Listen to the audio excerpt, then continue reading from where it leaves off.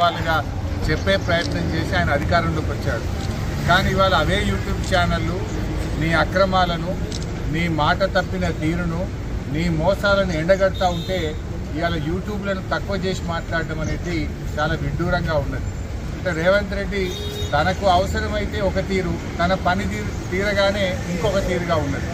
ఓడదాటేదాకా ఓడమల్లప్ప, ఓడదాటినాక బోడమల్లప్ప. ఈ యూట్యూబ్లోనే వాడుకున్నావు కదా. ఈ యూట్యూబ్లను నమ్ముకొని నువ్వు మరి గత ప్రభుత్వం మీద ఆరోపణలు చేసి, గత ప్రభుత్వం మీద ఉన్నవి లేనట్టు, లేని ఉన్నట్టు చెప్పి, అబద్ధాలు చెప్పి నువ్వు అధికారంలోకి వచ్చినావు కదా.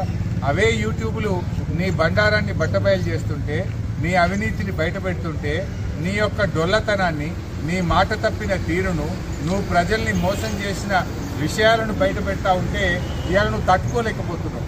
తట్టుకోలేక నీ అక్కసును యూట్యూబ్ల మీద వెళ్ళబుచ్చుతా ఉన్నావు.